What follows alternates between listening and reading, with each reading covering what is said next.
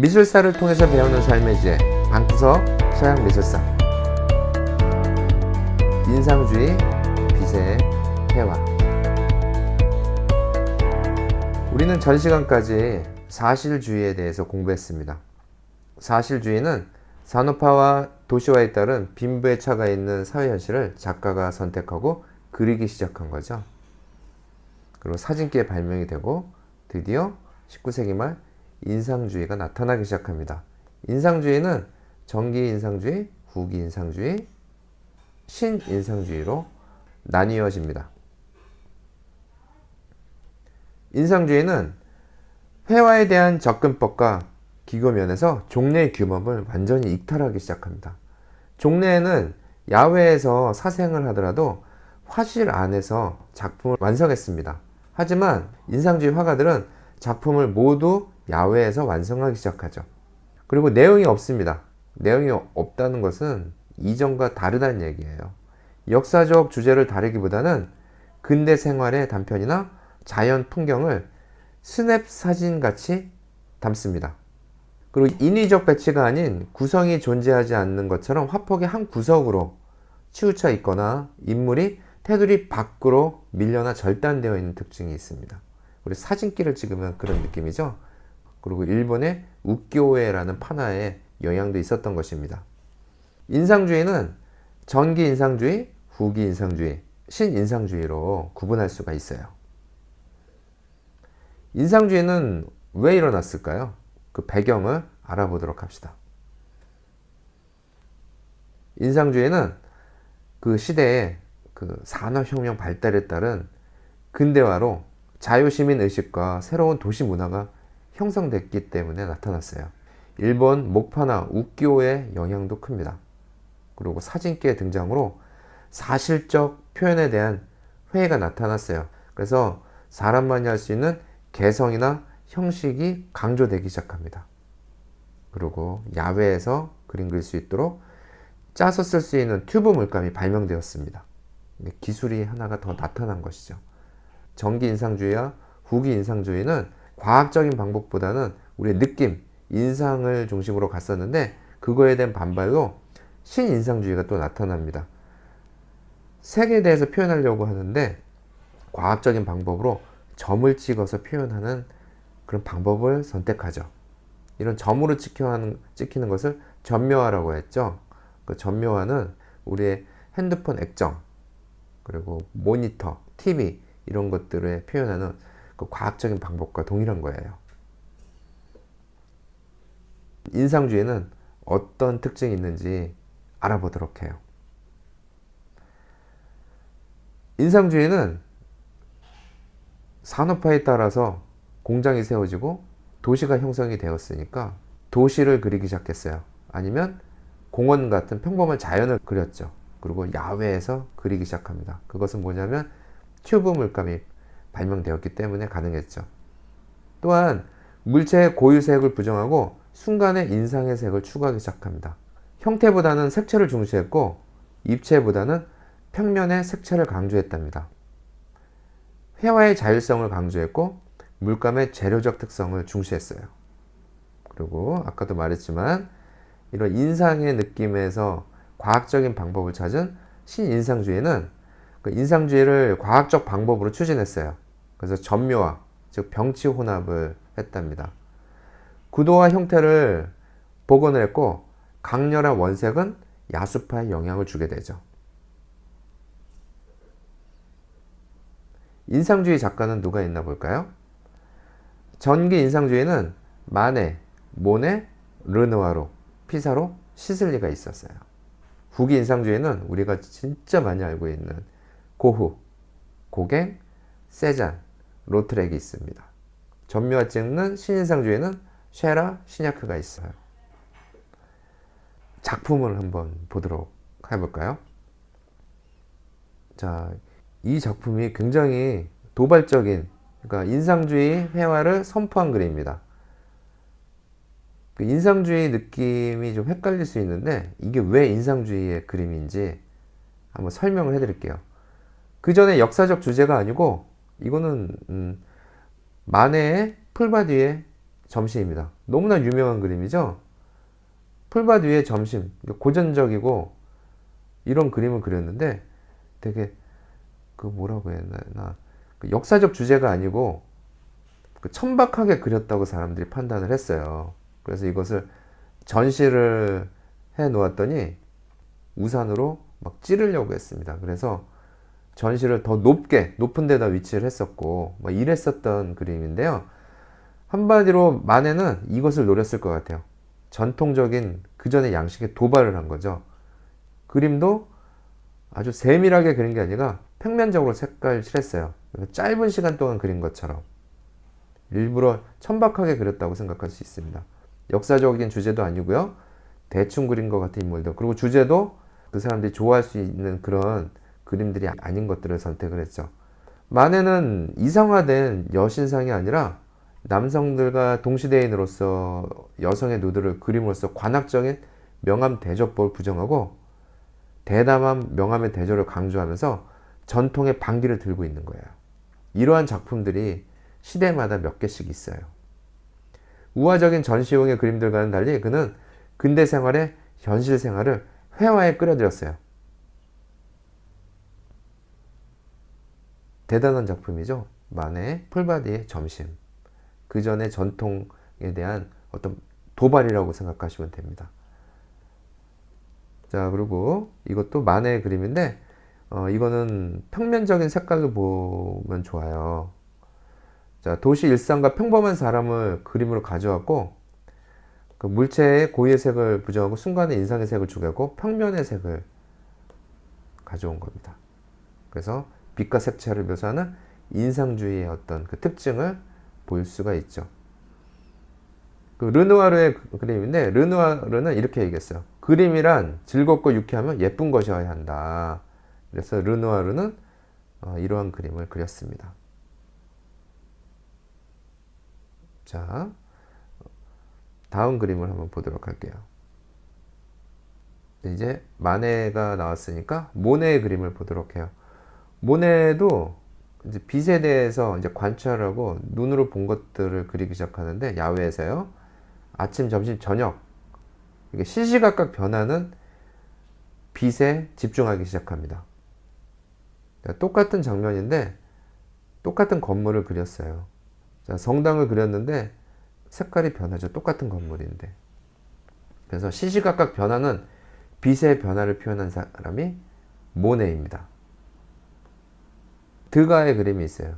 인물들이 이렇게 잘려 있죠. 옛날에는 상상도 못했었던 구도예요. 그러니까 스냅 사진 같은 구도를 그리고 도시의 일상을 그리기 시작합니다. 그 인상주의 조각가로 유명한 로댕이 있습니다. 로댕의 그림은 사실주의, 자연주의를 표방하지만 미완성같이 만든 덜 다듬은 조각상을 만들기 시작하죠. 그 미완성 같은 작품으로 상상력을 자극하는 거예요. 좀 미완성된 게 있으면 우리가 완성해보고 싶잖아요. 그런 작품들을 만들었기 때문에 유명한 겁니다. 그리고 조각에 개인적 감정을 도입하기 시작해요. 그 전에 조각상들은 역사적 주제, 신화, 개인의 감정들을 넣기가 힘들잖아요.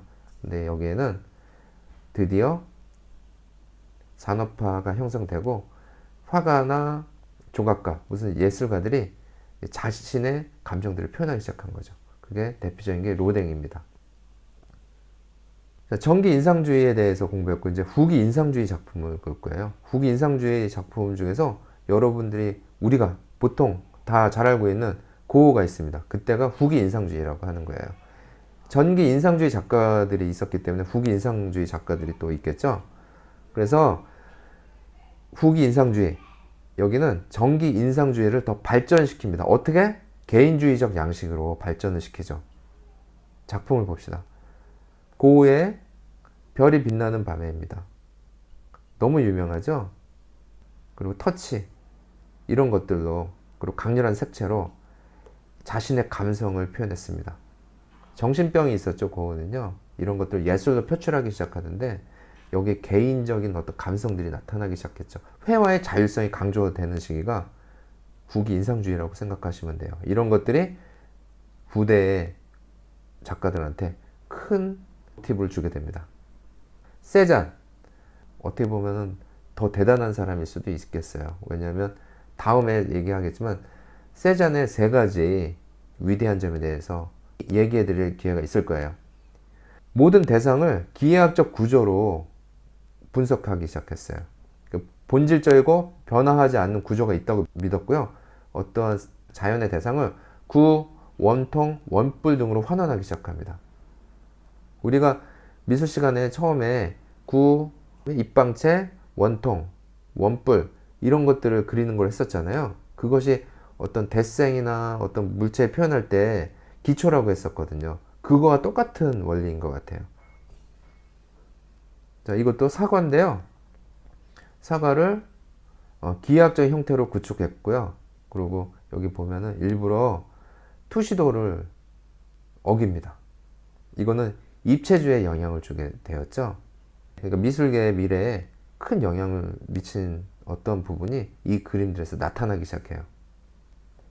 로트렉인데 이 사람의 특징은 이렇게 병각 구도, 그러니까 배치를 좀 잘린 사진 스냅 사진처럼 구도를 잡고 세기말 분위기로 표현하기 시작해요. 고갱이라는 작가가 있어요. 고우와 고갱은 같이 그림을 그리기도 했었어요. 그리고 서로 싸우고 헤어지고 뭐 이렇게 되어 있는 연관성 있는 사람입니다. 고우는 중산층이었어요. 그래서 취미로 일요화가로 그림을 그리다가 직업화가로 변경한 사람인데요. 이 사람은 그림을 봅시다. 막 싸우고 있죠. 설교 후의 상상도. 이 작품은 자연의 모방에만 너무 치우치지 말라. 미술이란 추상적인 것이다. 이런 신조로 그린 거예요. 그래서 성경 이야기를 자기가 느낌 그대로 표현한 겁니다. 원시적인 감정과 상상력을 중요시했어요. 그래서 원근법과 명암법을 거부하고 사물의 표피적인 외관을 그대로 그리는 것보다는 색채 변환과 형태 왜곡을 통해서 그의 감정을 표현하려고 했답니다. 이분이 이렇게 얘기했어요. 색채야말로 생명이다. 자, 고갱의 그림입니다. 고갱은 북위의 타히티 섬으로 가게 되거든요. 거기에서 생활을 그리기 시작하는데 여기에 그 후기의 그림들 보면은 색이 더 평면적입니다. 그리고 추상화된 인물, 그리고 강하고 밝은 색채를 사용했고요. 근원을 추구하려고 했습니다. 미해한 거 없이 표현했죠. 고갱의 그림입니다. 자, 후기 인상주의 넘어서 이제 신인상주의 작품을 한번 둘러보도록 해요. 신인상주의는 인상주의 즉흥적인 색채 사용과 형태와 구도의 파괴에 대해서 반발을 했어요. 인상주의는 시간이 변하는 그 어떤 장소에서 막 그리잖아요. 그러니까 그림이 알아볼 수 없을 정도로 느낌으로만 남게 되는 거예요. 그리고 구도도 무너지고요. 그러니까 이것을 쉐러와 시냐크는 과학적인 방법으로 다시 복구하려고 합니다. 근데 과학적인 방법이 색을 계산해서 점으로 찍는 시도를 하게 됩니다. 빛을 과학적 점묘로 색을 직접 혼합하지 않고 표현하고 주제는 역시나 인상주의이기 때문에 도시를 그리기 시작하죠. 자, 유명한 그랑자트 섬의 일요일 오후입니다. 쉐라의 작품입니다. 점을 사용해서 표현했죠. 쉐라의 마지막 작품입니다. 쉐라의 작품이 많지가 않아요. 점으로 찍는 것들이 굉장히 어려웠고 시간이 많이 걸리는 작업이기 때문이죠. 인상주의 화가들을 한번 비교해 볼까요? 쉐라입니다. 쉐라, 로트렉, 세잔, 고갱, 방고우를 한번 비교해 볼게요. 쉐라는 점묘하죠. 파리인의 여가 활동을 그렸어요. 로트렉은 카바레의 밤생활을 그렸고요. 세잔은 아까 사과, 원통, 본질, 원통, 구, 원뿔 등으로 환원해서 그렸던 세잔은 과일 정물, 생 빅투아르산과 에스타크 풍경. 관찰을 해야 되니까 움직이지 않는 것, 정물들이나 아니면 풍경들을 여러 번 그린 거죠. 거기서 여러 번 그리면서 근본적인 도형을 추구하려고 연구했던 거죠. 고갱은 타히티 원주민 브리타니의 농부들, 방고우는 자화상, 꽃들과 정물, 풍경을 그렸어요. 특징이 중요하겠죠. 쉐라는 점으로 표현한 밝은 색채, 로트렉은 대중예술 포스터, 세잔은 기하학적인 구조를 강조했고 이런 것들이 후기 피카소의 입체주의의 원조가 되죠. 고갱은 타히티 섬으로 갔었으니까 이국적인 원시주의, 방고우는 흥분된 소형들이 치는 화필이 특징입니다. 분위기는 쉐라는 과학적 논리적, 로트렉은 회적이고 열정적이고, 세자는 분석적이고 안정적이고, 고갱은 상징적이고 신비적, 반고흐는 열정적이고 생동감이 있었죠. 그들의 관심사, 쉐라는 시각적 혼합체계, 로트렉은 세기말 분위기, 세자는 영구적인 질서, 고갱은 감정을 표현하는 밝은 색채, 반고흐는 주제에 대한 색채와 필치를 통한 감정적 반응. 작품 세계, 세잔, 전미화는 빛의 알갱이 같은 색점으로 조합된 화면, 평면적이고 정확한 디자인. 로트렉은 스케치 같은 사생법, 중앙이 비고 구석에서 잘려나간 인물, 기괴한 실내 조명과 부조화된 색채, 풍자적인 가면 같은 인물들. 세잔은 균형적인 디자인, 색조가 단계적으로 변화하는 평면적이고 네모진 생명 구조, 단순하고 기하학적인 형태입니다. 고갱은 비재현적인 색채, 형태를 단순하고 율동적인 패턴과 강한 윤곽선을 강조했고요. 고흐는 물결치는 화필과 물감을 두껍게 바르는 기법, 밝고 순수한 색채로 형태를 단순한 움직임의 느낌을 주는 곡선적인 리듬감을 주게 됩니다. 이렇게 5명의 인상주의 작가를 한번 비교해 보았어요. 그 특징들이 각각 다르지만 공통점도 있죠. 도시 생활을 그리고 개인의 특징들이 나타나기 시작했고요. 그렇다면 큰 부분으로 인상주의가 그 이후에 어떠한 영향을 주었을까요? 왜 인상주의가 어떠한 영향을 주었길래 그렇게 고흐가 유명할까요? 마네, 모네, 고흐, 쉐라, 세잔, 고흐, 고갱, 로트렉, 이런 분들이 왜 유명한지 한번 보도록 합시다. 그것은 인상주의 이후 회화는 이전과는 완전히 다른 것이 되게 됩니다. 20세기에는 화가들이 화법을 확장시키거나 서로 반작용하면서 회화사가 발전해 나가게 됩니다. 관습적인 회화에 반발한 이들의 행동으로 화가는 제일 중요한 거예요. 개인적인 스타일을 실험할 권리가 있다는 개념을 확립시켜 놓았습니다. 무엇보다도 그들이 수세기 동안 내려온 공허한 관습 대신 근대 세계와 빛나는 자연을 무대의 전면에 떠오르게 했다는 것이죠. 자, 오늘 인상주의에 대해서 공부했어요. 인상주의가 왜 일어났고 어떠한 영향을 주었는지 이것을 알고 오늘 수업을 이해하시면 좋을 것 같습니다. 자, 오늘 수고하셨습니다. 다음 주에 만나요. 빠이빠이.